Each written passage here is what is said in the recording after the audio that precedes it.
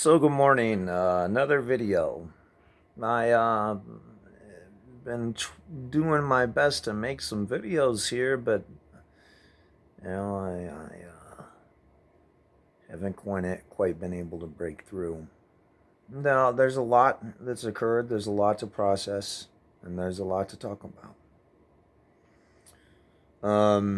The first thing I want to talk about is this idea of the ministry of truth is something that's been recent. We have that. Luckily, it's written directly into our Constitution. It's called the Supreme Court, so we're covered.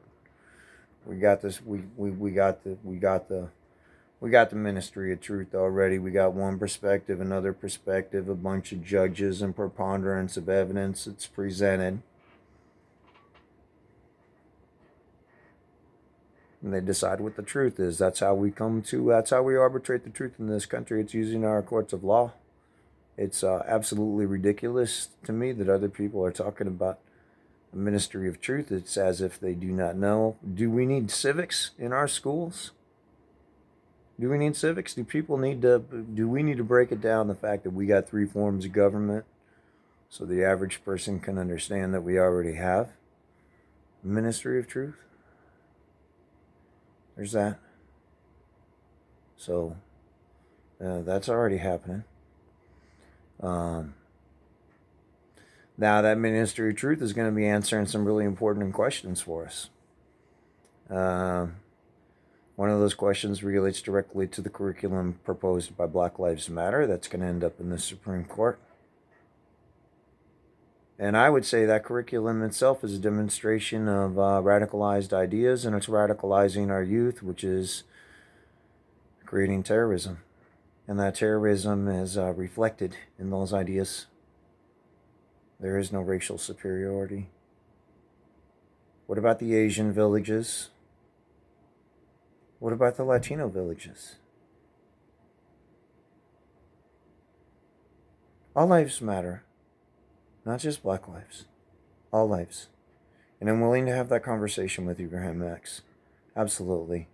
Ibrahim X, I would love to meet you on a debate stage. As soon as I'm safe and secure, I'll be more than happy to meet you on Zoom. And I'm going to send you a video and tell you a little bit about who I am prior to that, so you can have the basis of the man you are about ready to criticize. Now, you put so much out there about yourself, I'll go ahead and study up on that too. Immigration. I wanted to propose an idea on immigration. It's an interesting idea. It's an idea that I believe is maybe revolutionary and hasn't really been considered for the strength that it is. It allows movement on this issue. So we have this idea that we're going to restrict people coming into the United States. And the people around us have this idea that they don't want to do that. Okay? So we naturalize our citizens like they're doing. That's what they want. They're naturalizing the citizens. Now, there's an important part of that naturalization process.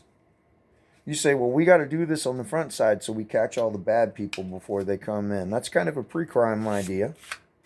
And it's blaming people before they even get here based off of their reputation, rather than allowing them to come here, behave, and then determine their behavior based off of evidence. That legal process that I was just talking about. So there's this great thing about naturalization, that if anybody comes to this country and you violate the law, either civilly or criminally, you can be deported. So we just start revoking citizenships and deporting people on the backside rather than putting up resistance on the front side. Like I said, that's just an idea. So that's one of we've put a stop to the opening to the border, and the Supreme Court is more than likely going to settle this issue. And we decide which direction we're going to move as a society as far as immigration is concerned. As far as the jobs thing is concerned, all these power jobs that are going to be lost. What are they talking about?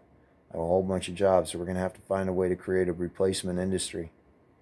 Some type of industry that these people will be able to get into. And some type of industry that they'll be able to continue to make good money at. Okay, what do these people know? Well, they know how to follow instructions. So you get somebody to give them instructions on how to do something they can do right from where they're at right now. How about we build the brand new largest world's tech company based off of or a competing size tech company through the antitrust, and employ those people um, in tech, where they can work from their homes, and they can do the things that are necessary and with integrity. We're talking about people who these are people with integrity. These are people you want in charge of your data, because you're going to have a whole bunch of people there that believe in your privacy from day one working in the company. Doesn't really matter what kind of skill set they have right now. It matters how well they follow instructions. So there's that set. If big tech is getting to you through your televisions, through your telephones, through your internet, through your computers, if that's how they're going to get to you, then we give them safe devices. We find a way to get our people safe devices. I teach them how to protect themselves. Create some type of free software that they can get through the party. The party pays for it. Ensure that they have adequate privacy protections for people who can do that with their own equipment, and sever any unwanted links from their systems. And maybe we could provide a set of behavioral guidelines that'll help people to deal with loneliness and the attachment to those ideas. Allow them to interact in a healthy kind of way. So those are some of the kind of ideas I have as far as transforming big tech is concerned. The foreign policy angle is I don't know if the Supreme Court will become involved in that, but that's all dangerous stuff. And it's way above my pay grade, and I don't understand it, but I see us in a dangerous spot right now. A real sketchy spot in history. This could be the prelude to a world war. It's we're in a tinderbox, and it's important that everything that we do is conscious, and we remain mindful of that. The attacks from our oppressors are obvious, and they've woken the sleeping giant. That sleeping giant's going to come back. Anything they fight against and criticize right now, they're afraid of. They're afraid of Donald Trump. They're afraid of Marjorie Greene. They're afraid of me. And they got reasons to be afraid of all that stuff, because when there's a preponderance of evidence and a hearing of both perspectives and a deliberation, there's a truth. And that's the process. Getting one from one place to the next. So the courts are an important part of this entire process. I see the party coming together, and I see organization. I see the bad juice getting squeezed out. We know who our friends are, and we know who our enemies are. To me, this is all the way I perceive all of this is like a Nazi takeover. It's exactly like that Reichstag fire. There's evidence to show that that was prearranged, and they say, well, that's white radicals. What's to say that didn't have to do with some of the white radicals that betrayed our president? We already know there's a faction in our own party that betrays us. How do you connect him? How do you say that goes one way or another? So we got that. We got the Night of the Long Knives with silencing and the First Amendment restrictions and the big tech explosions. All the bank reactions, credit reactions, all these organized reactions against people with oppose criticism. We got that. We got the burning of the ideas, the burning of the books. Josh Holloway's losing his book deal. Inability to speak, burning your books before they're even made. It's by canceling their deal. Cancel culture. How do they not see that Ultimate cancellation is concentration camps. That's cancellation culture. I'm not aware. I don't see how the people around me can't clearly see these things. I believe there's a basis for radicalization of our youth and terrorist behavior to be found directly in that school propaganda that was released. Just based off of our existing laws. It's all just a matter of perspective. And they're saying one perspective is more valued than the other. Why?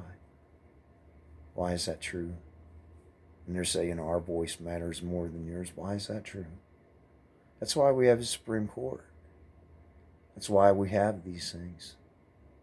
So I like the unity that I'm seeing with Kevin and Marjorie and President.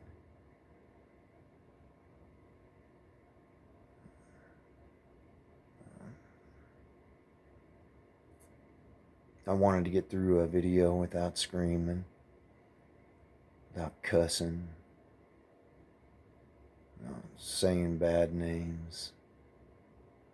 I mean, the simple fact is that if we take a look at the battlefield and the smoke of it, we see a lot of jobs being lost. We see immigrants flooding in.